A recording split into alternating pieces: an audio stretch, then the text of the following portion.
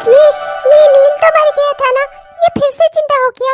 अरे भगवान, अरे तो वो पूर्णिमा ने तो दूसरी शादी कर रखी है, अब क्या होगा? ये नील भी जिंदा होकर आ गया। अरे कितने पति रहेंगे पूर्णिमा के। हाँ माँ, आप भी ना, आप तो सीरियल देखने ही नहीं देती। हटो ना आगे से, बैठो चुपचाप शांति से, अभी दिखेगा सब। अरे बहू क्या दिखेगा, मुझे तो समझ में ही नहीं आता है। ये पूर्णिमा जिससे भी शादी करती है उससे एक बच्चा हो जाता है इसको। एक बच्चा इसके नील के साथ है, एक बच्चा इसके आकाश के साथ है और एक बच्चा इसके प्रणव के साथ है। समझ में नहीं आता। वो जो वो छोटा वाला जो बच्चा है, वो क्या नाम है उसका, डुगू, वो किसका बेटा है? वो प्रणव का बेटा है माँ जी, पर वो नीलिमा का बेटा नहीं है, वो प्रणव और महिमा का बेटा है। तब मुझे तो कुछ समझ में ही नहीं आता है। इस नाटक में इतने सारे बच्चे हो गए हैं, किसी का माँ कौन है, किसी का बाप कौन है, वो उसके माँ है, वो उसके बाप है, समझ नहीं आता मुझे आजकल के। हटाइए सब, रामायण लगा दो, उससे अच्छा मैं वही बैठ कर देखूं। कम से कम उसमें पता तो चलता है हीरो कौन है, हीरोइन कौन है, मतलब कि राम है कौन है और सीता कौन है और उनके बच्चे लवकुश कौन है। समझ में आया तुम्हें? वही लगा दो, मैं वही देखूंगी। तुम लोग भी ना पता नहीं क्या सीरियल देखती रहती हो, तुम्हारे साथ में मेरा भी दिमाग खराब होता है इसे देख देख कर। अरे माँ, आप ध्यान से बैठकर टीवी देखोगी तब तो समझ में आएगा। उठकर बीच में उछलती कूदती रहती हो तो क्या ही समझ में आएगा आपको। एक आध एपिसोड तो आप ऐसे ही मिस कर देती हो। कभी मौसी का फोन आ जाता है, कभी बुआ का फोन आ जाता है, कभी किसी की बुराई करने लगती हो, कभी कुछ हो जाता है, तो आप क्या ही देख पाओगी। हाँ नहीं तो देखती अपना नहीं हो और इल्जाम लगाती हो सीरियल बनाने वालों को। हाँ तो ठीक है, ऐसी चीजें चलनी भी नहीं चाहिए जो किसी के समझ में ना आए। अरे कुछ ऐसा लगाओ जिसे पूरा घर देख सके। ये क्या है, वो उसकी माँ नहीं है, वो उसके बाप नहीं है, वो उसका बेटा तो है पर वो उसकी माँ नहीं है। वाह भाई, ये भी कोई नाटक हुआ। आजकल के नाटकों के ये सब चोचले हैं। हाँ नहीं तो हटाइए सब, लगा रामायण। मैं नहीं देखूंगी रामायण, 50 बार तो आपने देख चुकी है, अभी आपका पेट नहीं भरा। हाँ हाँ, वही देखने से तो तेरा पेट भरेगा। और ये जो देखती है ना, वो गिर रहे हैं, वो रोक रहे हैं, 5 मिनट तक हीरो हीरोइन की आंखों में घूर रहा है, यही सब देखना तुझे अच्छा लगता है? समझ आता है मुझे। जल्दी तेरी शादी करवा दूं ना, सारे झंझट से मुक्ति मिले, वही जाकर देखना ये सब कुछ। ओहो, लगा दो भाई, रामायण ही लगा दो, कम से कम ये महाभारत तो थम जाएगी। चलो मैं उठकर अपने कमरे में जाकर अपने कमरे में बैठकर देखूं। पर क्या देखूं, दीवार? इनके बेटे ने तो टीवी लगवाया नहीं मेरे कमरे में। हाँ तो मोबाइल पर देख लेना, ये टीवी मेरे कमरे में लगा है, ये मेरे हिसाब से चलेगा। हाँ नहीं तो मोबाइल है ना तुम लोगों के पास, ये इतना बड़ा बड़ा धपधपा मोबाइल लेकर क्यों घूमती हो? इस पर देख नहीं सकती जो तुम लोगों का दिल लगे? जाओ देखो ये सब, ये प्यार मोहब्बत रोमांस, यही सब देखने का दिल करता है तुम लोग का। मेरा मन भक्ति में लगा है, मैं भक्ति देखूंगी। क्या है ना माँ, आपने कलेश करके रखा हुआ है, ढंग से एक एपिसोड नहीं देखने देती आप। हाँ नहीं तो इतनी बड़ी टीवी लगी है पर किसी काम की नहीं है, चलने तो इसमें सिर्फ राम और सीता ही है ना। अरे सीमा वो देखो, नील आया है पूर्णिमा से मिलने, वो देखो। अरे हाँ भाभी, आप बिल्कुल सही कह रही हो, ये एपिसोड तो बहुत इंपॉर्टेंट है, माँ का ही कुछ करना पड़ेगा अब, वरना माँ तो रुकेंगी ही नहीं। माँ बहुत देर नहीं हो गई, छोटी भाभी अभी तक पकौड़े बनाकर लेकर नहीं आई, आप उन्हें बुलाओ तो जरा, पकौड़े बनाने के लिए कहो ना उन्हें। हाँ तो सही कह रही है, इतना देर हो गई, महारानी अपने कमरे में लेटकर आराम कर रही होगी। जाओ जरा देखूं तो उसे। हम तीनों यहाँ टीवी देखने आए नहीं, अपना कमरे में घुसकर सोने लगी होगी, देखती हूँ अभी। हाँ हाँ माँ जी, जाओ देखो जाओ।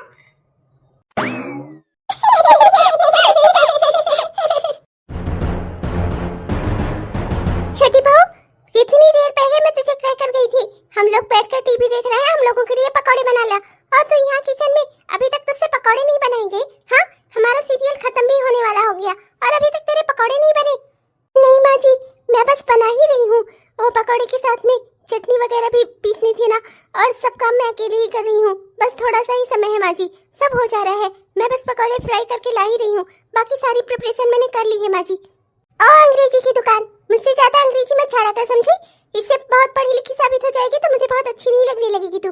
हाँ नहीं तो काम में तो एक नंबर नहीं है तू, जीरो है, जीरो बिल्कुल। पढ़ाई में चाहे जो बोल ले अंग्रेजी, हाँ नहीं तो अंग्रेजी मैम। ओ नहीं माँ जी, आई एम सॉरी, माफ कर दीजिए माँ जी, गलती से निकल जाता है, आदत है ना, कोई बात नहीं। मैं बस अभी से मतलब तैयारी कर चुकी हूँ, बस अभी तल कर ला रही हूँ पकौड़े।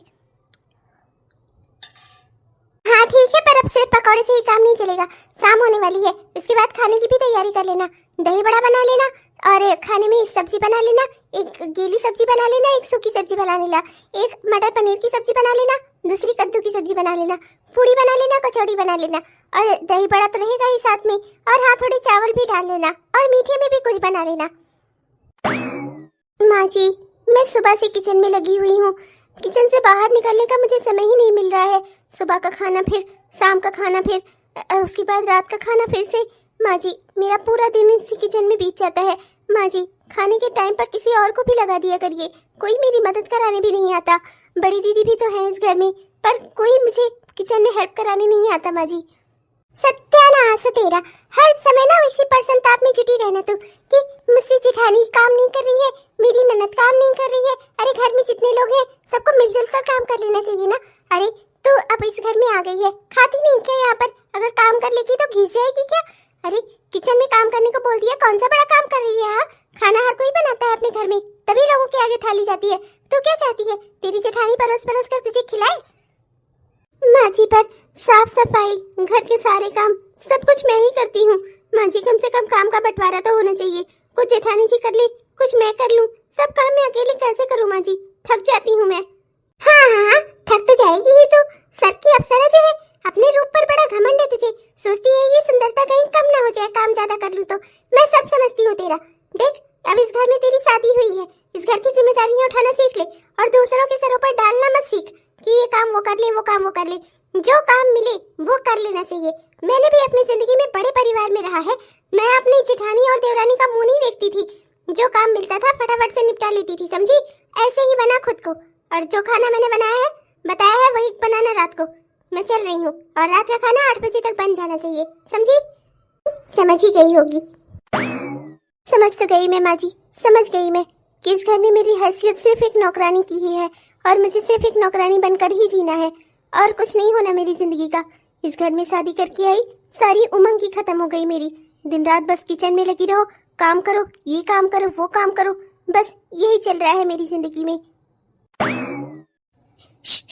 सुनिए, सो गए क्या आप? सुनिए। ओह, ये फिर से सो गए आज। कितना जल्दी करने की कोशिश करती हूँ मैं, पर मुझे 12 बज ही जाते हैं। काम ही इतना होता है, ऊपर से माँ जी का आदेश है सिंक में एक भी बर्तन नहीं होना चाहिए। पूरा किचन सब खाली करके, सिंक साफ करके, उसके बाद पूरा किचन धुलकर तभी मैं वहाँ से आ सकती हूँ। सारे काम मुझ पर अकेले ही तो होते हैं, चाहे कितनी भी जल्दी कर लूँ। यहाँ 10 बजे सबको खाना खिलाया जाता है और मांजते धुलते किचन धोते मुझे 12 बज ही जाते हैं। और जब भी मैं 12 बजे तक आती हूँ ये सो चुके होते हैं। आखिर मैं इनसे बात कब करूँ? मेरी नई नई शादी है, पर ऐसा लगता है जैसे हमारी शादी को 10-20 साल हो चुके हों। नहीं, मुझसे कोई मतलब है, नहीं, मुझसे कुछ जानना है, नहीं कोई बात करनी है। आज तो हद हो गई है, आज तो मुझे इन्हें जगाना ही पड़ेगा। ऐसा आखिर कब तक चलेगा? मेरी जिंदगी किस रास्ते पर जा रही है, इन्हें मेरी कोई परवाह नहीं है। सुनिए, उठिए, मुझे आपसे कुछ बात करनी है, बहुत जरूरी है, उठिए। जगाओ मत, कल बात करेंगे। नहीं, मुझे अभी बात करनी है, उठिए। क्या है? लो, उठ गया। करना क्या है मेरा? अचार डालना है तुमको? अरे रात के 12 बजे भी इस औरत को चैन नहीं है। अरे अपना तो सोती नहीं हो, कम से कम मुझे तो सुकून से सोने दो। कब सोऊं मैं अपना? अगर आपकी माँ, आपकी बहन, आपकी भाभी मुझे सोने देंगी तब तो मैं सोऊंगी ना। देखिए, मैं आपसे यही कहना चाहती हूँ, इस घर में आप ही तो खर्चा चलाने में अपना हिस्सा देते हैं, फिर मैं आपकी बीवी होते हुए भी इस घर में नौकरानी की जिंदगी क्यों जी रही हूँ? बड़ी भाभी के साथ तो ऐसा नहीं है, वो तो आराम से किस घर में रहती हैं। जेठानी जी से माँ जी कोई काम नहीं कहती, फिर मेरे साथ ही ऐसा क्यों है? ननद जी का मान सकती हूँ कि वो उनकी बेटी है, उनसे कोई काम ना कहा जाए, पर भाभी वो भी तो इस घर की बहू है, सारा काम मैं अकेली क्यों करूँ? लो, अब इनका सुनो। अब औरतों का मामला सुलझाता फिरूं मैं, मेरा ये सब काम नहीं है, समझी तुम? अब काम का बंटवारा, काम का हिस्सा, ये सब कुछ माँ जाने, मैं क्या करूं इसमें? मैं कुछ नहीं कर सकता। तुम्हें जो बात करनी है माँ से करो, कह दो उनसे कि नहीं करना मुझे। अब मैं क्या करूं इसमें? मैं कुछ नहीं कर सकता। घर की काम की व्यवस्था माँ ही देखती है और मुझे इन औरतों के मामले में कुछ नहीं बोलना। और तुम मुझे ना इस तरह से रात को जगाया मत करो, परेशान मत किया करो। सुबह मेरी आंख नहीं खुलती, ऑफिस जाने में लेट हो जाता हूँ मैं। तुम्हें तो कोई काम है नहीं, मुझे तो उठकर ऑफिस भी जाना है। क्या शादी के बाद एक लड़की की जिंदगी में यही बदलाव होनी चाहिए कि वो कहीं घूमती फिरती हंसती खेलती रहे, उसके बाद उसे अपने घर में ले आकर नौकरानी बना दो? अरे तुमसे शादी करके मैं इस घर में आई, तुम्हारी मेरे प्रति कोई जिम्मेदारी नहीं है। मुझे क्या परेशानी है, क्या दुख है, क्या इसे जानना तुम्हारा कोई भी अधिकार नहीं है? क्या इसे जानना तुम्हारा कोई हक नहीं है? मेरे प्रति क्या तुम्हारी कोई जिम्मेदारी नहीं है? तभी तो मुझे शादी करके इस घर में लेकर आए। अपना दुख मैं किससे जाऊं कहने? मेरी प्रति क्या तुम्हारी कोई जिम्मेदारी नहीं है? तुम अपनी माँ से, अपनी भाभी से, अपने भैया से बात भी नहीं कर सकते मेरे लिए? बस औरों के कहने पर तुमने शादी कर ली। मैं तुम्हारी कोई जिम्मेदारी नहीं हूँ। अगर एक लड़की के साथ बुरा हो तो उसका कौन जिम्मेदार है? जब वो अपने मायके में रहती है, उसकी माँ, उसके बाप, उसका भाई, हर कोई उसका जिम्मेदारी लेता है। और जब वो ससुराल आ जाती है तो ना ही उसके पति को उससे कोई मतलब है, ना ही सास को। आखिर औरत की जिंदगी में ही इतना दुख क्यों है? जो जो सामान उठाता है वो वापस उसे वहां पर नहीं रखता। ये छतरी पता नहीं किसने यहाँ रख दी। अब चलूं मैं इसे इसके स्टैंड में रखूं, और अगर सामान इधर उधर बिखरे रहेंगे तो माँ जी गुस्सा करेंगी, और गुस्सा भी किस पे करेंगी? सिर्फ मुझ पर। और कभी वो किसी को नहीं कहती कि तुम ये सामान सही जगह रख दो, बस सब मुझे ही कहते हैं हर काम के लिए। भाभी, ओ भाभी, मेरा लंच बॉक्स कहाँ है? आपने मेरा लंच बॉक्स नहीं रेडी किया? नहीं नहीं सीमा बच्ची, मैंने बनाया था आपका लंच बॉक्स। मैंने आज का लंच बॉक्स तैयार करके किचन में रख दिया था। अच्छा, तो मतलब कि मुझे चश्मा लगाकर भी नहीं दिख रहा है और आपने सब कुछ कर दिया था। मैं पागल हूँ जैसे चिल्ला रही हूँ, है ना? आप ज्यादा समझदार हो, सब समझ आता है मुझे। मेरा मजाक उड़ा रही हो आप? आपने जानबूझकर मेरा लंच बॉक्स रेडी नहीं किया जिससे आज मैं कॉलेज बिना लंच बॉक्स के जाऊँ। सब समझती हूँ मैं आपका। कोई बात नहीं, मैं कैंटीन के पैसे ले लूंगी माँ से और माँ को बता भी दूंगी कि आपने जानबूझकर मेरा लंच बॉक्स तैयार नहीं किया। अरे मगर मैंने किया था, मैं सच कह रही हूँ। हाँ, तो लंच बॉक्स को आसमान खा गया कि जमीन निगल गई, बता रही है। बहू, वो मेरे पूजा की तैयारी तूने कर दी है? जी जी माँ जी, मैंने सारी तैयारी कर दी है। हाँ माँ, जो काम आपका है वो तो चाहे हो भी जाए। मैं आपकी बेटी हूँ, पर मेरी तो कोई औकात है नहीं इस घर में। मेरा तो लंच बॉक्स इन्होंने तैयार किया नहीं। अब एक काम करो, आप मुझे ना कैंटीन में खाने के लिए पैसे दे दो, मैं अपना कैंटीन से खा लूंगी। और बल्कि आज क्या, हमेशा दे दिया करो। भाभी से ना अब मेरा टिफिन बनाया नहीं जाता। नहीं सीमा बच्ची, ऐसी कोई बात नहीं है, मैं सच कह रही हूँ। क्यों बहू, क्यों तूने मेरी बेटी का लंच बॉक्स नहीं बनाया? हाँ, अब ये बेचारी क्या लेकर कॉलेज जाएगी? भूखे पेट कॉलेज जाएगी और पढ़ेगी कैसे? तेरी तरह जिससे उसके बाद किसी घर में इसकी शादी करा दूं और नौकरानी बनकर रह जाए वहाँ की। बड़ी आई है, अपने देना चाहिए। तू परेशान है तू कि कैसे मेरी बेटी पढ़ लिख ले रही है, इसीलिए तरह तरह की चालें चलती रहती है। मैं सब समझती हूँ तेरा। तेरा पर्स टंगा हुआ है ना, तो उससे पैसे ले लेना। और हाँ, जाते ही पहले गरम गरम बादाम वाला दूध लेकर कहीं से पी लेना, उसके बाद तब जाना कॉलेज। और हाँ, कैंटीन में अपना खा पी लेना दोपहर में, ठीक है? और भूखे पेट मत रहना। कोई भी ऐसी दिक्कत हो ना तो मुझे बताना। और इसका तो मैं अभी आज ठीक करती हूँ। आने दे अंकित को, बात करती हूँ मैं उससे। वाह, क्या काम किया मैंने, अपना लंच बॉक्स फेंक दिया और पैसे भी मिल गए कैंटीन में खाने के। वरना तो भाभी बना बना कर देती रहती है, अरे माँ भाई घर का खाना खाओ, वही सब्जी रोटी दाल रोटी खा खा कर तंग आ गई थी मैं। अच्छा हुआ मैंने अपना नई चाल चली और मुझे पैसे भी मिल गए। ये अरे बेटा, क्या ही कहूँ तुझसे। इंसान बहू लाता है तो उम्मीद करता है कि उसे आराम मिलेगा, पर मैं तो अच्छी बहू लेकर आई हूँ ना, ये सबका रास्ता देखती है। कभी सोचती है कि घर की बड़ी बहू तो इसकी जेठानी है, वो काम कर ले। कभी सोचती है कि इसकी ननद काम कर ले, और कभी अभी तो और अच्छा है, सोचती है कि मैं ही काम कर लूँ। इसीलिए तो इसको हर किसी से परसंताप रहता है। सोचती है कि कोई और काम कर ले और मैं लेटी बैठी रहूँ आराम से। बेटा, मैं तो तुझसे बहुत बातें कहती ही नहीं, पर आज तो हद हो गई। आज इसने सीमा का लंच बॉक्स ही नहीं बनाया। बेचारी वो बिना लंच बॉक्स की कॉलेज चली गई अपने। अब बताओ कितना बुरा लगता है, घर का खाना होते हुए भी बेचारी बच्ची बाहर का खाना खाए। माँ जी, मैं सच कह रही हूँ, मैंने लंच बॉक्स बनाया था। हाँ हाँ बहू, तो सच कहती है, झूठ तो हम सब बोलते हैं, है ना? इसी वक्त मेरी माँ से माफी मांगो, समझी तुम? तुम्हारी हिम्मत कैसे हुई ऐसा करने की? माँ की आज्ञा के खिलाफ जाओगी तुम? हाँ, जब माँ ने कहा है कि पहले तुम सीमा का लंच बॉक्स तैयार कर दिया करो, तो तुमने क्यों नहीं तैयार किया? ऊपर से बहस कर रही हो, अपनी गलती मान क्यों नहीं लेती? तुमने सीमा का लंच बॉक्स नहीं तैयार किया तो मतलब नहीं तैयार किया। क्यों नहीं किया? क्यों किया तुमने ऐसा? और ऊपर से अपनी गलती मानने की बजाय हम सबसे बहस कर रही हो तुम। मैं सच कह रही हूँ जी, मैंने लंच बॉक्स तैयार किया था, सच में। बस पूजा, मेरा गुस्सा ना बढ़ा रही हो तुम। कहीं ऐसा ना हो कि गुस्से में मैं कुछ ऐसा कर दूं जो मुझे नहीं करना चाहिए। समझ रही हो ना तुम? तुम्हारी हिम्मत कैसे हुई मेरी माँ को झूठा साबित करने की? हाँ, मेरे ही आंखों के आगे तुम ये सब कर रही हो। हाँ बेटा, देख ले भाई, इसके लक्षण देख ले। मैं तुझे आज इसीलिए अपने कमरे में बुलाकर लेकर आई, क्योंकि मुझे लगा कि मैं अगर तुझे धीरे धीरे समझा दूंगी सब, तो सारी बातें खत्म हो जाएगी। बहू माफी मांग लेगी और आगे से ऐसी गलती नहीं करेगी। पर ये तो ढीठ है ना, ये तो चाहती है कि हर मामला घर में बढ़ा रहे। ये चाहती ही नहीं कि कोई मामला सुलझे, इसे काम न करना पड़े, बस आराम करने के लिए आई है यहाँ पर। आराम करने के लिए आई हो यहाँ पर, तो चलो ठीक है, अपना सामान पैक करो तो मैं तुम्हारे मायके छोड़ आता हूँ। करो आराम, वहीं पड़ी रहना 4-6 महीने, आराम कर लेना आराम से। तुम्हारी माँ बाप को भी बढ़िया आराम मिलेगा। वहां रहोगी तो काम करोगी, यहाँ रहोगी तो आराम की याद आएगी ना तुम्हें। इतनी छोटी सी बात के लिए आप मुझे मायके छोड़ने की बात कर रहे हैं। आप जानते हैं ना मेरे घर के हालात अच्छे नहीं है। मैं वहाँ गई तो वहाँ पर लोग पता नहीं कैसी कैसी बातें बनाएंगे। हाँ हाँ, तो ये सब तुम्हें पहले सोचना चाहिए था ना। ऐसे सब हरकतें करती हो, उसके बाद सोचती हो कि सब तुम्हारे साथ अच्छे से पेश आए। अपना घर परिवार नहीं समझ कर रहना चाहिए अच्छे से तुम्हें। गलती हो गई, माफ कर दीजिए। कल से मैं लंच बॉक्स टाइम से तैयार कर दूंगी। वही तुम्हारे लिए बेहतर होगा। अब चलो जाओ यहाँ से। क्या भगवान, इस भरी पूरी दुनिया में कोई मेरा नहीं है अपना। किससे कहूँ मैं अपना दुख। जब शादी करके विदा हो रही थी, माँ बाप ने तो तभी कह दिया था बेटी ससुराल जा रही है, अब वहाँ से तेरी अर्थी ही वापस आनी चाहिए, यहाँ तो मत आना। और यहाँ पर मेरे साथ ऐसे सब कुछ हो रहा है। कहाँ जाऊँ मैं, किससे कहूँ अपना दुख। जीती जी मर रही हूँ मैं। एक लड़की जब शादी करके नए घर परिवार में जाती है अपना परिवार छोड़कर, तो उसे यही लगता है कि वहाँ उसे एक नया परिवार मिलेगा।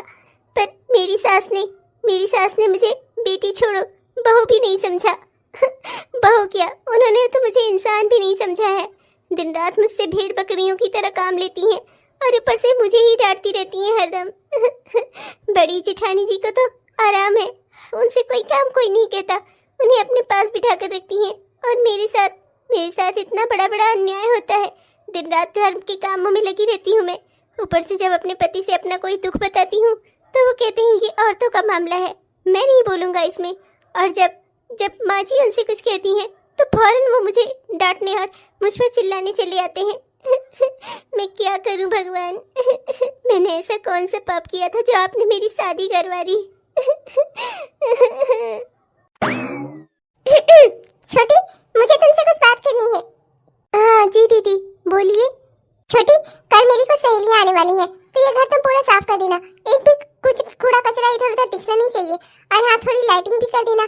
वो लाइट का सारा सामान उधर बगल किचन के रखा हुआ है बड़ी वाली अलमारी पर, वहाँ से ले लेना और अच्छे से सब लाइटिंग वगैरह कर देना। और हाँ, स्नैक्स की भी कुछ तैयारी कर देना। क्या है ना कि मैं अपनी सहेलियों को बाहर का कुछ नहीं खिलाती, तो समोसे बना लेना और चाट बना लेना। और हाँ, साथ में कोई बढ़िया से शरबत बना लेना।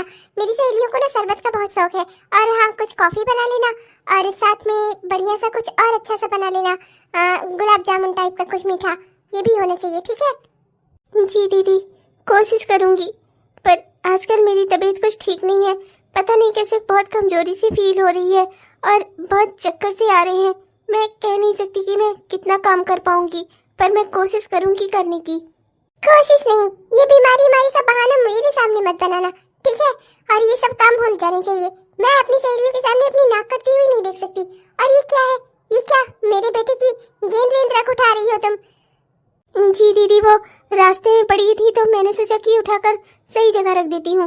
इधर दो, मेरे बच्चे के सामान से ना दूर ही रहा करो। मैं समझती हूँ तुम्हें, भगवान ने तुम्हें तो औलाद का सुख दिया नहीं है, तो दूसरे के बच्चों का बस सामान ही रख उठा सकती हो तुम। घर में और भी काम तो है, पर नहीं, तुम्हें मेरे बेटे के इर्द गिर्द ही घूमना होता है। और एक बात तुम्हें समझा दूं, इतने महीने हो गए तुम्हारी शादी को, 8-9 महीने तो हो ही रहे होंगे, अब साल भर होने को आ रहा है। भगवान ने तुम्हें ये खुशी तो दी नहीं, और मुझे लगता है देंगे भी नहीं। बांझ की रहोगी तुम। मेरे बेटे से ना दूर रहा करो। ये आप कैसी बातें कर रही हैं दीदी? अभी मेरी शादी को सिर्फ 8-9 महीने ही तो हुए हैं, साल भर भी नहीं हुआ। मैं बांझ कैसे हो गई? बहुत सही कह रही है, तो है ही बांझ। सही बात है, ये साल भर होने को आ रहा है, अभी तुझसे कोई खुशखबरी सुनाई नहीं गई। हाँ, नहीं तो रहने दे बताने को। माँ जी, मैं बांझ। अरे माँ जी, इसे क्या हो गया? अब इसे डॉक्टर को दिखाना पड़ेगा। मुझे लगता है शायद इसे चक्कर आ गए। देखिए, आपकी बहू बहुत ही कमजोर है और इसकी रिपोर्ट के मुताबिक ये माँ बनने वाली है और इसके अंदर खून की बहुत कमी है। देखिए, मैं आपसे कह रहा हूँ, इसका खास ख्याल रखिए, वरना बहुत कॉम्प्लिकेशंस हो सकते हैं। इनके खान पान का थोड़ा ख्याल रखिए आप लोग। अरे डॉक्टर साहब, क्या ख्याल रखें हम लोग? हाँ, नहीं तो हम तो चाहते ही हैं कि अच्छा खाए, फल फ्रूट खाए, बढ़िया मेवा खाए, पर नहीं, यही है अपना चाट पकौड़े में जुटी रहती है। चाट पकौड़े से ताकत थोड़ी मिलती है, मैं तो जानती हूँ सब, पर अगर मेरी बात कोई माने तब ना। सिर्फ खान पान ही नहीं, इनको बहुत आराम की जरूरत है। इनके शरीर में खून कम है और काम ये ज्यादा करती हैं। आप देख रही हैं कितनी कमजोर रहेंगे। ऐसी हालत में डिलीवरी कैसे होगी, कैसे होगा बच्चा? समझ रही है ना आप मेरी बात? इन्हें थोड़ा आराम करवाइए। और देखिए, इनकी स्थिति जो है वो नॉर्मल नहीं है, इसलिए इन्हें आराम, बेड रेस्ट बता रहा हूं मैं। ज्यादा से ज्यादा इनसे आराम करवाइए, वरना बहुत कॉम्प्लिकेशंस हो सकते हैं। हाँ, मैं कुछ दवाइयाँ लिख देता हूँ, आप लोग मंगवा लीजिएगा। चलो भैया, एक काम तो अच्छा हुआ, बंजर धरती पर कोई फूल तो खिला। चलो, यही बड़ी बात है। चलो, अब तो तुम्हारे आराम के दिन आ गए। बेड तोड़ो, बेड लेट कर। अरे नहीं नहीं बहू, ये सब ना डॉक्टरों के चोचले होते हैं, मैं सब जानती हूँ। कुछ कॉम्प्लिकेशंस नहीं होगा। ये जो है उठकर जितना ज्यादा काम करेगी ना, उतना डिलीवरी आराम से नॉर्मल हो जाएगी। वरना ये बिस्तर पकड़कर लेटी रहेगी ना, तो ये डॉक्टर लोग जानबूझकर ये सब करते हैं जिससे इसका पैसा बने, और जो है बाद में सर्जरी से फिर बच्चा करेंगे और उसके बाद खूब सारा पैसा लेंगे। मैं सब जानती हूँ इन लोग के चोचले। हाँ माँ जी, बिल्कुल सही कह रही हैं आप। मेरा बेटा भी तो नॉर्मल हुआ था, मैं भी तो कितना काम करती थी। मैं तो इसीलिए अपने मायके ही चली गई थी, मैंने सोचा वहाँ ज्यादा काम रहेगा। हाँ हाँ वही तो। बहू, तुझे जाना हो तो तू भी अपने मायके जा सकती है। मायके कैसे? मेरे मायके वाले कहाँ इतने अमीर हैं, वो कैसे मेरी डिलीवरी का खर्चा उठाएंगे? नहीं नहीं, मैं वहाँ नहीं जा सकती। क्या हुआ बहू, अगर नहीं जा सकती तो कोई बात नहीं है, मत जा, अपना रह यहीं पर। हम भी तो यही चाहते हैं, हमारा जो भी हो पोता पोती यही हमारी आंखों के सामने हो। अब अगर तू ही भागती रहती है इधर उधर, तुझे तो मेरी कोई बात सुननी नहीं होती। माँ बिल्कुल ठीक कह रही है, तुम्हें ना कुछ आता पता नहीं है, तुम ज्यादा जानती भी नहीं हो। क्या भाग भाग कर इधर से उधर करोगी? यही रहो, माँ सब देख लेंगी, तुम चिंता क्यों करती हो? वैसे भी जो भी होगा, माँ का पोता या पोती ही तो होगा, हमारे घर का ही होगा, तो इसलिए तुम्हें इधर उधर करने की कोई जरूरत नहीं है। माँ जो कहे वही करो बस। पर डॉक्टर ने मुझे बेड रेस्ट, कोई बेड रेस्ट नहीं। हाँ नहीं तो मैंने भी 2-2 3-3 बच्चे पैदा किए हैं, मुझे पता है कि सब में कैसे रहा जाता है, क्या किया जाता है। तुझे ज्यादा परेशान होने की जरूरत नहीं है, और डॉक्टरों की सलाह पर तो चलने की बिल्कुल भी जरूरत नहीं है। हाँ नहीं तो मैं हूँ, मैं सब देख लूंगी, मैं जैसे कहूँ वैसे कर। और हाँ, ये सोच अपने दिमाग से निकाल दे कि बेड पर लेटी रहूंगी तो सब कुछ सही रहेगा। उठकर अपना काम कर, और जैसे पहले करती थी वैसे ही कर, सब कुछ ठीक रहेगा। हाँ, माँ जो कहती है वही करो। अरे क्या कर रही हो, क्या ही कहूँ तुमको मैं।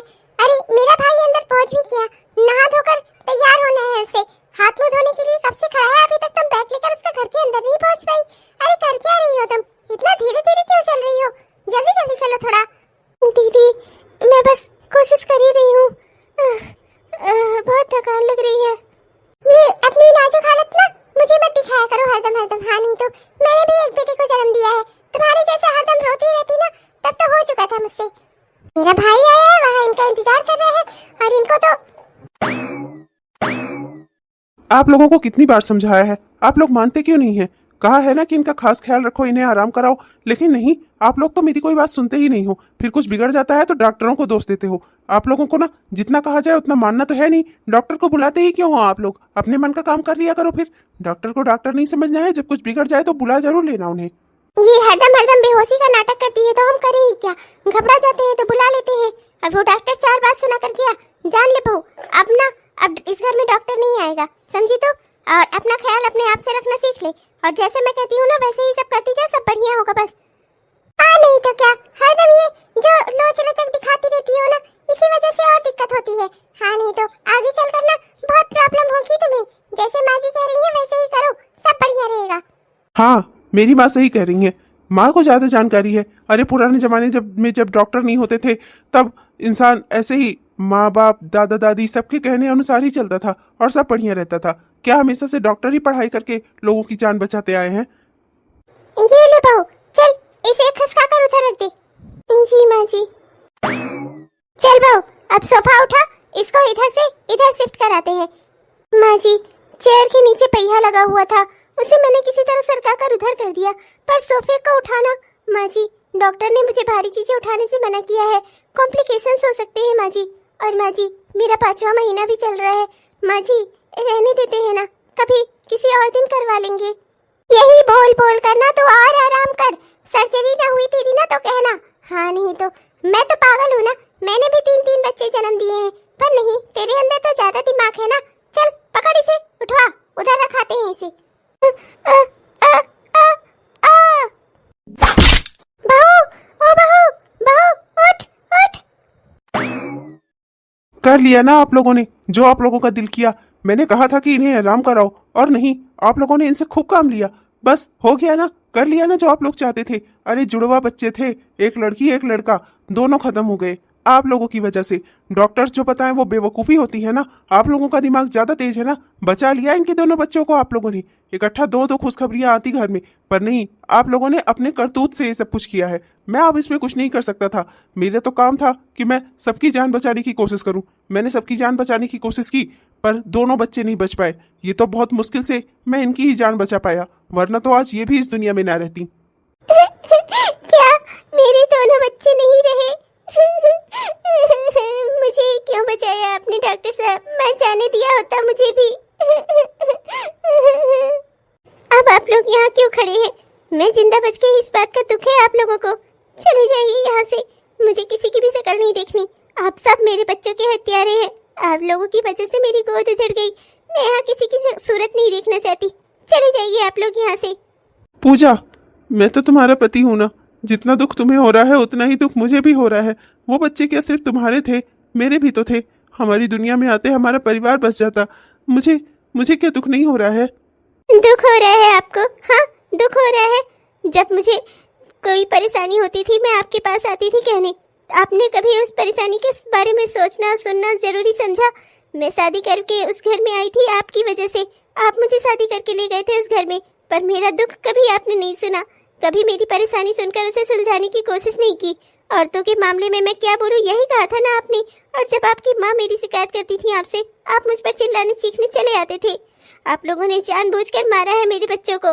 मैं आप लोगों की सूरत भी नहीं देखना चाहती। जो छोटे छोटे काम घर में करके, जो छोटी छोटी बेइज्जतियां सहकर मैं उस घर में रह रही थी ना, वो सब घरेलू हिंसा थी। मुझे आज समझ में आ रहा है, मुझे तभी उसके खिलाफ आवाज उठानी चाहिए थी, पर मैंने ये नहीं किया। मैंने आप लोगों को अपना परिवार समझा। जो भी आप लोग कहे मैं करती गई, बस ये सोचकर कि मुझे अपने मायके ना वापस जाना पड़े। अपने माँ बाप के बारे में सोचा, अपने भाई के बारे में सोचा कि उन्हें लोगों की बातें न सुननी पड़े। बदले में मुझे क्या मिला? आप लोगों ने मेरी कमजोरी का गलत फायदा उठाया। मुझसे मेरे बच्चे छीन लिए आप लोगों ने। और माँ जी आपने क्या कहा था मुझसे? मैंने 3-3 बच्चों का जन्म दिया है, मैं सब जानती हूँ। माँ जी तो आप अपना डॉक्टरी का कारखाना क्यों नहीं खोल लेती? दवाखाना क्यों नहीं खोल लेती? आप बन जाइए डॉक्टर, खोल लीजिए अपना दवाखाना, कारखाना। बहू माफ कर दे मुझे। मैं खुद बहुत अफसोस में हूँ बेटा। अगर वो बच्चे इस दुनिया में आते, मुझे दादी दादी कहते, मुझे बहुत अच्छा लगता। मैं नहीं जानती थी कि तेरी तबीयत इतनी खराब है, वरना मैं जैसे डॉक्टर कहता मैं वैसे ही करती। मुझे लगा कि जैसे आम औरतों के साथ होता है वैसे तेरे साथ भी होता है। सब डॉक्टर सब औरतों को इसी तरह बोलते हैं बेटा। मुझे नहीं पता था कि ऐसा कुछ हो जाएगा। नहीं पता था तो आपको डॉक्टर की बात मान लेनी चाहिए थी ना, मेरी बात मान लेनी चाहिए थी। मुझे तो पता था ना कि मेरे शरीर की स्थिति कैसी है, पर आप लोगों ने मेरी एक बात नहीं सुनी। आप लोगों ने जानबूझकर मारा है मेरे बच्चों को। भाभी हमसे गलती हो गई, हमें माफ कर दो। मैं जानती हूँ मुझसे भी बहुत गलती हुई है। मैंने भी आपको हमेशा झूठ बोलकर डांट खिलवाया है। मैंने माँ के प्यार का और भैया के विश्वास का गलत फायदा उठाया है। माफ कर दीजिए भाभी, पर अपने घर चलिए भाभी। अब हमें माफ कर दीजिए, हम भी उन दोनों बच्चों के जाने से बहुत दुखी हैं भाभी। हाँ छोटी, मैं भी मानती हूँ कि हमने कभी तुम्हारी कोई मदद नहीं की, पर हम तुम्हारा परिवार है, हमसे गलती हो गई। चलो अब की हम तुम्हारा पूरा साथ देंगे। मुझे अब किसी से कोई साथ और कोई कुछ नहीं चाहिए, कोई विश्वास, कोई साथ, कुछ नहीं चाहिए। मैं अपने दोनों बच्चों को खो चुकी हूँ। दोबारा मुझे उस घर में जाकर कोई नया एक्सपेरिमेंट नहीं करना आप लोगों के साथ। मैं समझ चुकी हूँ, कोई किसी का नहीं होता इस दुनिया में। आप लोगों को जो करना था आप लोग कर चुके हैं। अब मुझे जो करना है मैं वो करूँगी। मैं उस घर में नहीं जाऊँगी जिस घर में मेरे बच्चों के हत्यारे रहते हैं। मेरा आप लोगों से कोई वास्ता नहीं है। ऐसा मत बोलो पूजा, मेरे साथ चलो, मेरी पत्नी हो तुम। हम दोनों अपने बच्चों के दुख में को एक दूसरे से बांटेंगे। हमारा दुख कम हो जाएगा पूजा, धीरे धीरे सब ठीक हो जाएगा। अब कुछ ठीक नहीं हो सकता, सब कुछ खत्म हो चुका है। मेरे दोनों बच्चों के साथ ही हमारा रिश्ता भी खत्म हो चुका है। अब उस रिश्ते को दोबारा से जीवित करना कुछ नहीं हो सकता ऐसा, इसलिए आप लोग चले जाइए यहाँ से। अब मैं अपनी ज़िंदगी जैसे तैसे गुजार लूँगी। वैसे भी अब मैं अपनी ज़िंदगी में अकेले हूँ, ना ही मेरे पास मेरे बच्चे हैं और ना ही तो मेरा कोई परिवार है। मैं अपने मायके नहीं लौट सकती, पर मैं अपने ससुराल जा भी नहीं सकती, इसलिए अब मैं आप लोगों के साथ नहीं जाऊँगी। जैसे होगा जो होगा मैं करके गुजारा कर लूँगी। अगर मुझे नौकरी नहीं मिलेगी मैं बर्तन मांज लूँगी लोगों के घर पर आप लोगों के पास नहीं जाऊँगी। उस काम में भी मुझे सम्मान मिलेगा, पर अपने घर में काम करके जो मुझे अपमान मिला है ना, उसका बदला मैं अब जिंदगी भर नहीं चुका पाऊंगी। मैं अपने दोनों बच्चों को वापस नहीं ला सकती, पर मैं उनके हथियारों के साथ उस घर में भी नहीं रह सकती। 1 साल बाद। पूजा, तुम यहाँ स्कूल में टीचर बन गई तुम? हाँ, अपने बच्चों को तो खो दिया था मैंने, पर यहाँ बच्चों के बीच में रहती हूँ ना, बहुत अच्छा लगता है। आप यहाँ कैसे? अपना जितना भी जिंदगी भर कमाया था ना, अब सब कुछ छोटे छोटे बच्चों के, वो गरीब बच्चे जो स्कूल नहीं जा पाते, उनकी पढ़ाई पर लगा रहा हूँ। जितना जो कुछ भी कमाता हूँ ना, सब उन्हीं पर लगाता हूँ। अपना परिवार तो मैं एक बार बसा नहीं पाया, पर मैं चाहता हूँ जिंदगी में और बच्चे जो हैं जिनके माँ बाप नहीं है, वो जिंदगी में आगे बढ़ सकें। बस यही काम करता हूँ। अच्छे विचार हैं आपके, और आगे भी आपको ऐसा ही कुछ करना चाहिए। क्या तुमने मुझे अभी तक माफ नहीं किया? शायद, और शायद कभी कर भी नहीं पाऊंगी। काश मैंने तुम्हारी भी बात सुनी होती पूजा, तो आज तुम मेरी जिंदगी में होती, मेरे 2 बच्चे होते, मेरा परिवार होता, पर मैंने सब कुछ खो दिया। हेलो दोस्तों, आप सबको दिल से मेरा प्यार भरा नमस्कार। कैसे हैं आप सब? उम्मीद करती हूँ कि बहुत ही बढ़िया होंगे। आपने हमारा यह वीडियो पूरा देखा, इसके लिए आपका दिल से बहुत बहुत धन्यवाद। दोस्तों, कैसा लगा आपको? उम्मीद करती हूँ कि पसंद आया होगा, और अगर पसंद आया तो कृपया वीडियो को लाइक जरूर करिएगा, और अपने दोस्तों को, रिश्तेदारों को वीडियो को शेयर भी जरूर करिएगा। और हाँ दोस्तों, अपने प्यारे प्यारे कमेंट्स भी हमें जरूर लिखिएगा। आपके प्यारे प्यारे कमेंट्स का ना हम दिल से इंतजार करते हैं दोस्तों। और हाँ दोस्तों, हमारे जिन भी दोस्तों ने अभी तक हमारे चैनल को सब्सक्राइब नहीं किया है, कृपया सब्सक्राइब कर लीजिए दोस्तों, जिससे हमारे इस तरह के वीडियोस आप तक हर दिन पहुंचते रहे। तब तक के लिए चलती हूँ दोस्तों, मिलूंगी आपसे कल के वीडियो में। तब तक के लिए बाय बाय। और हाँ दोस्तों, ये बर्फबारी आपको कैसी लग रही है? इस गरम गरम मौसम में बर्फबारी अच्छी लग रही है ना आपको? आपके लिए ही तो मैं यहाँ पर खड़ी हूँ। चलती हूँ दोस्तों, मिलूंगी आपसे फिर से कल के वीडियो में। तब तक के लिए बाय बाय।